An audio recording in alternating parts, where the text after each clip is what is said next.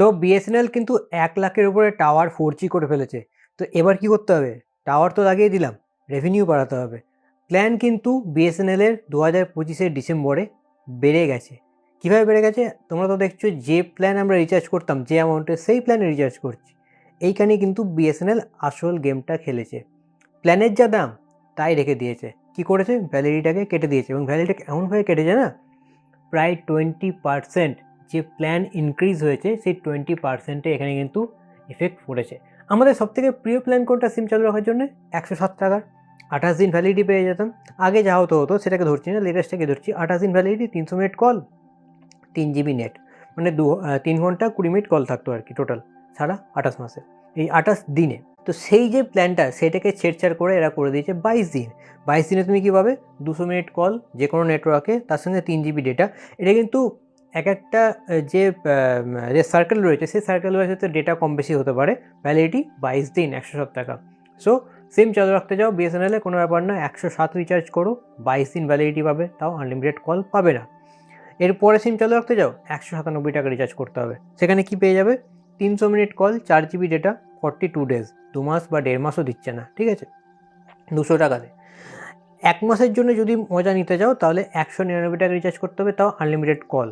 এবং বিএসএনএলের এই সব থেকে খারাপ নেটওয়ার্কে তুমি যদি থাকতে চাও, 1 মাস validity, 2 GB per day data দিয়ে দিচ্ছে, কিন্তু সব থেকে খারাপ নেটওয়ার্ক প্রোভাইড করছে।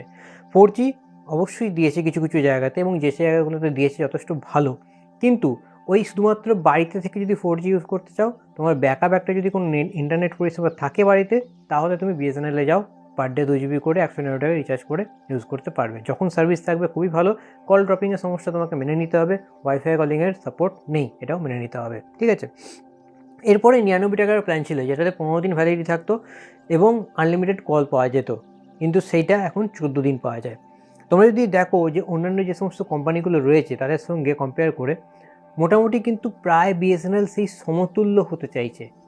নেটওয়ার্ক দেবো না, কিন্তু সমতুল্য হবে, এরকম একটা ব্যাপার। এর পরবর্তীকালে যদি প্ল্যান বলি, সেখানে তোমাদের রয়েছে 1499 টাকা যে প্ল্যান, যেটা আমরা 1 বছরের জন্য রিচার্জ করতাম, 365 ছিল, তারপর 336 হতো, এখন সেটাকে কেটে করে দেওয়া হয়েছে 300 দিন। ডেটা আগে দেওয়া হতো 24 জিবি, এখন দেওয়া হচ্ছে 30 জিবি। আমি 30 জিবি ডেটা নিয়ে কী করবো? আমার তো লাগবে না, আমি তো শুধুমাত্র কলিং পারপাসে ইউজ করবো। অল্প বিস্তর ডেটা থাকতো আমি ইউপিআই এসব বাইরে করার জন্য, সেটাকেও ফোর্সফুলি এখানে 300 দিন করা হচ্ছে। ডেটা ইউজ করতে পারবে না, হয়ে গেল। তার পরবর্তী কল প্ল্যান কী রয়েছে? 1999 যদি ইউজ করো তাহলে 330 দিন ভ্যালিডিটি পাবে, সেক্ষেত্রে 1.5 জিবি পার ডে ডেটা থাকছে, ঠিক আছে। এই প্ল্যানটা তবু আমি বলবো ওকে।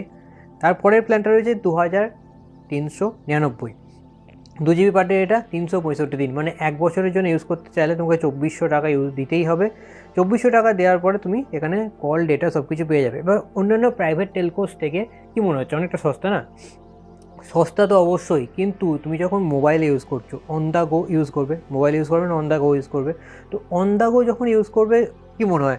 আমি কিছুটা গেলাম, তারপর আবার 2G হয়ে গেল বা 3G হয়ে গেল, নেট চলছে না, কল করতে গেলাম ভোল্টেজ কাজ করছে না, কল ড্রপিং হচ্ছে, এই সমস্ত সমস্যাগুলো রয়েছে। এবং এই সমস্ত সমস্যাগুলো নিয়ে তুমি ইউজ করছো 2400 টাকা বছরে দিয়ে, ঠিক আছে। তো তোমার কি মনে হয় সেটা ইউজ করা ভালো, না যে সমস্ত প্রাইভেট টেলকোসগুলো রয়েছে তাদের মোটামুটি 4G সব জায়গাতে রয়েছে? আমি যদি শুধুমাত্র 4Gর কথা বলি, 5Gর কথা ছেড়েই দিলাম, মনে হয় আমার সেক্ষেত্রে 3400-3500 টাকা দিয়ে বা আরও 1000 টাকা বেশি দিয়ে ইউজ করা ভালো। সেক্ষেত্রে কী হয়, নেটওয়ার্ক আমি সব জায়গাতেই ভালো পাবো, ডাউন খুব কম সময়ই থাকে, ঠিক আছে। তো বিএসএনএল আমার মনে হয় 1.5 বছর সময় পেল, এবং 1.5 বছরেতে যে পরিমাণ নেটওয়ার্ক কোয়ালিটি ইমপ্রুভ করতে পারতো, যারা প্রাইভেট টেলকোস অনেক আগে প্ল্যান বাড়িয়েছে এবং সেই টাইমে একটা হিউজ পরিমাণ মানুষ বিএসএনএলে এলো, তো বিএসএনএল কিন্তু পারতো, এবং বিএসএনএল রেভিনিউ কিন্তু জেনারেট করছিল, অনেক মানুষ বিএসএনএল রিচার্জ করছিল, ঠিক আছে, হয়তো এখনও করবে, এখনও। এই আবার 107 টাকার প্ল্যানটার মজা কী জানো? এই 107 টাকার প্ল্যানটার মজা হচ্ছে ভ্যালিডিটি থাকতে থাকতে রিচার্জ করতে হচ্ছে, আদারওয়াইজ প্ল্যানটা শো করছে না, কারণ আমার নাম্বারে আমি এখন ভ্যালিডিটি শেষ হয়ে গেছে, রিচার্জ করতে যাচ্ছি, আমাকে ফোর্সফুলি সেই 197তে ঢালা হচ্ছে। তারপরে এই যে সমস্ত 153-53 রয়েছে, এই সমস্ত প্ল্যানগুলো রিচার্জ করতে পারবো, আদারওয়াইজ 107 কিন্তু আমার অ্যাপের মধ্যে শো করছে না, এবং রিটেলের কাছে চেক করলাম সেখানেও কিন্তু শো করছে না। তো আমি যদি এই কম্পেয়ারটা করি জিও ফোনের সাথে, জিও ফোনের যে প্ল্যান রয়েছে সেটা 99 টাকায় 28 দিন আনলিমিটেড কল। জিও ফোনের প্ল্যানে কাজ করবে, আমার শুধু কলিংটা দরকার, জিও ভারত ফোনের সঙ্গে যে প্ল্যানটা কম্পেয়ার করি 123 টাকায় 28 দিন আনলিমিটেড কল, সেই ক্ষেত্রেও কী হচ্ছে কিন্তু অনেকটা সুবিধা এবং জিও নেটওয়ার্কটা তুলনামূলক কিন্তু বিএসএনএল থেকে অ্যাটলিস্ট ভালো। আমার 123 টাকাতে ইউপিআই হয়ে যাবে, এসএমএস অল্প বিস্তর দিচ্ছে, কমপ্লিট হয়ে গেল। আচ্ছা, তার সাথে কিন্তু কলিং আনলিমিটেড থাকছে, সেটাও কিন্তু হয়ে গেল। তো পুরো সিনটা কিন্তু এখানে কমপ্লিট হয়ে যাচ্ছে। তো বিএসএনএল কিন্তু এই যে কাজটা করছে, আমার মনে হয় এটা একদমই ঠিক করছে না, কেননা তাদের নেটওয়ার্কের ইমপ্রুভ না করে প্ল্যান বাড়ানো, রেভিনিউ বাড়ানোর যে চিন্তা ভাবনা, সেটা কিন্তু লং টার্মে বিএসএনএলকে আবার এফেক্ট ফেলবে।